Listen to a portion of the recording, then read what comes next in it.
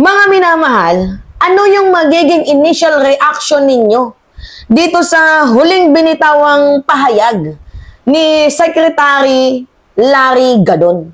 So ito yung sinabi ni Secretary Larry Gadon. Well, para sa akin, mga minamahal, 50-50 ako sa naging opinion niya. Pero okay, i-analyze natin. Ang sabi ni Gadon, pinayuhan niya na mag-resign si VP Sara para makatakbo sa 2028 election.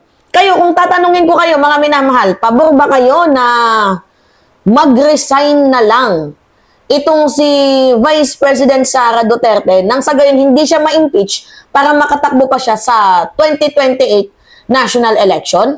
Kayo, sige nga. Agantay ako ng comment ninyo, mga minamahal. Pabor ba kayo na mag-resign na lang si Vice President Sara Duterte and then para makatakbo pa siya sa 2028? Okay, sige. Ako muna.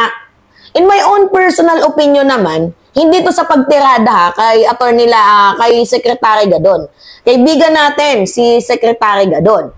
Pero medyo a little bit hindi ako agree sa sinabi. Ay gusto kong magpakatotoo sa inyo, mga minamahal. Medyo a little bit hindi ako agree sa sinabi ni Attorney Larry Gadon na mag-resign na lang para makatakbo sa 2028. Kung po pwede nga kung sa aking personal opinion, kung po pwede nga kahit mag-resign sana itong si VP Sara Duterte, dapat hindi enough yung hindi enough na mag-resign siya, dapat maban din. 'Di ba, sa public post. Yung hindi na talaga siya makakatakbo ever. 'Di ba? Kasi siya threat siya sa bansang Pilipinas.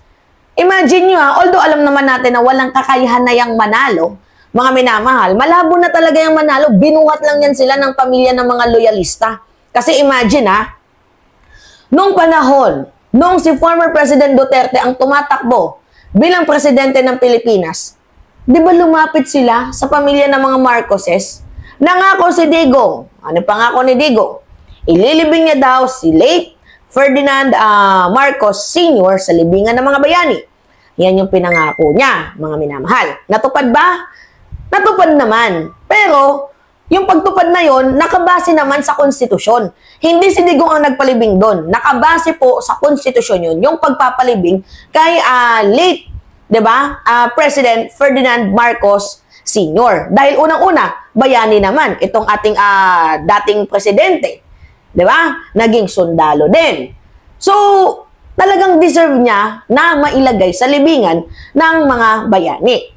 Although, meron lang slight na tulong itong pamilya ng mga Duterte, pero base po, di ba, pinagdesisyon na naman niya ng Supreme Court, mga minamahal, na pasok sa standard itong si late FEM para mailibing sa libingan ng mga bayani. Okay, fast forward, mga minamahal. Itong si former President Duterte humingi ng tulong dito kila Amy Marcos, nagpa-introduce, nagpa-promote, nanalo si Digong. So, may utang na loob ba, mga minamahal, dapat sana mga Duterte? Of course, meron. Pero dapat huwag tayong magtanaw ng utang na loob, di ba? Pangit kasi pag nagtatanaw ng utang na loob kahit mali, oo ka na lang kapag may utang na loob ka. Magbayad ka ng utang na loob base sa tama, base sa konsensya. Hindi base sa, dahil kaibigan mo, malaki na itulong sa'yo. Wag. Yung kagaya ng ginagawa ni Robin Padilla kay Kibuloy, wag ganon. Pwede kang magbayad ng utang na loob sa magandang pamamaraan. Pero yung magbabayad ka ng utang na loob, tapos yung mamamayang Pilipino ang nakasalalay dito, wag. Wag niyong gagayahin si Robin Padilla. So ngayon, mga minamahal, itong si former President Duterte, sila yung humingi ng tulong sa mga loyalista. Kaya paano nasabi ng kampo ni former President Duterte na walang Marcos kung walang Duterte? Di ba dapat walang Duterte kung walang Marcos? Binuhat sila ng mga loyalista. Yan yung totoo dyan. Diba? Kaya nga sabi ko, wala naman talagang kakayahan na manalo na itong si Vice President Sara Duterte. But, diba, may chance ng a little bit. May chance lang ng a little bit. Kaya nga sabi ko, hindi enough yung mag-resign siya kung sakaling magre-resign man itong si VP Sara Duterte. Para sa akin, much better na kahit mag-resign siya, ituloy ang impeachment. Ituloy, mga minamahal. 'Di ba? Kasi may unang prayer yan, tapos pangalawang prayer. Ang unang prayer sa impeachment, abay matatanggal siya. 'di ba, sa public office. Okay, pag natanggal siya mga minamahal, syempre yan naman talaga yung yung reason kung bakit ini-impeach ang isang government post, 'di ba? Okay, tanggal na siya, wala na, hindi na matutuloy ang impeachment. Pero hindi enough 'yon. Kung ako lang yung tatanungin, mas gusto ko yung komento ni Jinky Luistro. Dito tayo sa second prayer na kahit mag-resign itong si Bibi Sara Duterte, sundin natin yung second prayer. Ano yung second prayer? Na kahit mag-resign siya, ituloy ang impeachment para nang hindi siya makatakbo sa government post. Kaya nga itong sinasabi ko na medyo hindi ako agree. Diba? Dito kay attorney, kay Secretary Larry Gadon. Now, pakinggan natin yung ano niya. Yung reason niya kung bakit, okay, sige, patakbuhin yan. 'Di ba? Mag-resign tapos patakbuhin. Oh. Ano yung reason ni attorney ni Secretary Gadon? Basahin natin. Sabi niya, I suggest that VP Sara should resign and not wait for the impeachment trial to proceed. Kapag mag-resign din naman kasi si VP Sara Duterte, kahihiyan din yan, sa totoo lang. Oo, kahihiyan yan. Imagine nyo parang ano yan guilty. Aminado siyang guilty siya dyan. 'Di ba? Kapag mag-resign siya, inaamin niya na guilty siya. Kaya ayaw niya. 'Di ba? Guilty siya mga minamahal kapag mag-resign siya. Kaya feeling ko ilalaban ko ni VP Sara Duterte. On the other half, makakakuha pa siya ng supporters kapag mag-resign siya. Kasi pwede niyang palabasin na iniipit nila ako, ginigipit nila ako. 'Di ba? Ganyan yung mga scenario. Alright.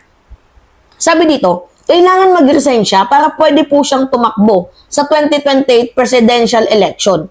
Gustong-gusto ko siyang tumakbo kasi gusto ko silang mapahiya. Na talagang wala naman talagang boto ang Duterte, masyado lang silang nagkiklaim na number 1. Ay, maganda din naman yung punto, mga minamahal ni Secretary Larry Gadon. Pero I think hindi natin dapat i-apply yung ganitong klase. Sorry to say, medyo na-off lang ako ng slide. Hindi natin pwedeng i-apply yung pagiging ma-pride natin. Isipin na lang natin yung ating bansa. Diba? Isipin natin yung ating bayan. Isipin natin yung mamamayang Pilipino. Alam naman natin na wala naman talaga ng boto yan. Diba? Pero just tawag dito, mas maganda yung meron tayong security na. Diba na hindi na talaga makakatakbo nang sa ganyan, hindi na sila makakapanggulo pang muli dito sa ating bayan. Kahit wag na makatakbo si Sara Duterte, patakbuhin niya na si Baste or si Pulong. Diba? Yung kapatid niya, yan na lang yung patakbuhin niya. Pero itong si Sara Duterte, wag. Diba? Kasi nagnakaw na nga sa kaban ng bayan papatakbuhin mo pa. Tinarantado na nga yung Department of Education, papatakbuhin mo pa. Tinref na nga si PBBM, papatakbuhin mo pa. Diba? Papatayin niya daw si First Lady at si House Speaker Martin Romualdez, papatakbuhin mo pa. Much better na lang para sa akin, wag na lang para hindi tayo mailagay sa pinaka-worst na situation. Nagigets ninyo mga minamahal? Pwede tayo at maaari tayong mailagay sa napaka-worst na sitwasyon kung, mga minamahal, kung itong si VP Sara Duterte ay makakatakbong muli. 'Di ba? Kaya habang nandito pa yung article of impeachment, although feeling naman talaga natin 100% sure na mai-impeach itong si Sara Duterte, sana i-apply natin yung second prayer. 'Di ba? Ano yung second prayer na hindi na makakatakbo si VP Sara Duterte sa kahit na anumang government of position, 'di ba? Ban na siya sa public post, public office sa darating na panahon. Yun lang yung akin. May video dito si Attorney Larry Gadon. Panoodin natin mga minamahal. Alright? Wait. I suggest that VP Sara Duterte should resign and not wait for the impeachment trial to proceed. Kailangan mag-resign siya para pwede pa siyang tumakbo sa 2028 for presidential elections. Gustong-gusto ko siyang tumakbo kasi gusto ko silang mapahiya na talagang wala naman talagang boto ang Duterte. Masyado lang silang i-claim na number one, mga ganyan. Pero actually, hindi. Walang boto ang Duterte. Hindi enough yung boto nila para magluklok ng presidente sa Malacanang. In 2016, kaya lang nanalo si former President Rodrigo Roa Duterte is because dinala siya ng mga Marcos, ng Marcos loyalist, ng Ilocanja. Kung wala yon, wala siyang boto. Konting-konti lang naman ang boto ng Davao at saka ilang mga probinsya ng Visayas. Pero hindi enough yun na makakapag-elect ng president. Bakit namin sinuportahan si Duterte noong 2016? Kasi no choice. Walang choice. Alam mo nang iboto si Marojas or si Binay or si Grace Poe. Mga dilawan yan. Noong mga time na yun, mga rabid yellows yan. And si the late Miriam Santiago naman, alam naman namin na talagang matindi na ang karamdaman. Kaya nung nangako si Duterte na ipapalibing niya si former or the late President Ferdinand Marcos Sr. sa libingan ng mga bayani, di doon na lang napunta yung suporta namin. No choice. Walang iba na pwedeng iboto. Ngayon, in 2021, nagpakondak ng survey ang Malacanang sa mga congressman. Nagpakondak sila ng mga internal survey sa mga distrito nila. At doon ay lumabas na ang number 1 na may malayong agwat sa percentage ay number 1 ay si BBM. At sumunod si Madam Leni Robredo. At ang pangatlo ay si Isko. Pang-apat lang, number 4 lang si Sara, napakalayo ng kanyang percentage. Hindi ito isang probinsya o isang lugar lang napakalawak ng mga survey na ito ng mga congressman. Kaya ako nalaman, kasi napakarami kong mga kaibigan mga congressman, nagkukwento sila sa akin, sinasabi nila yung resulta. Kaya ganon. Kaya nga, talagang hindi na tumakbo si Sara for president kasi alam nila walang panalo. Kaya sila ay hindi na tumakbo ng presidente.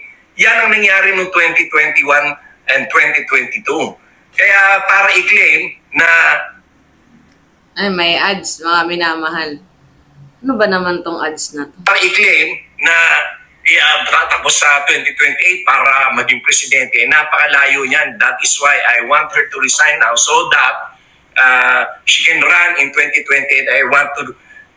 We will be proven right na walang boto enough to put her in Malacanang as president. Walang boto. The mere fact na yung mga maisog rallies nila nilalangaw.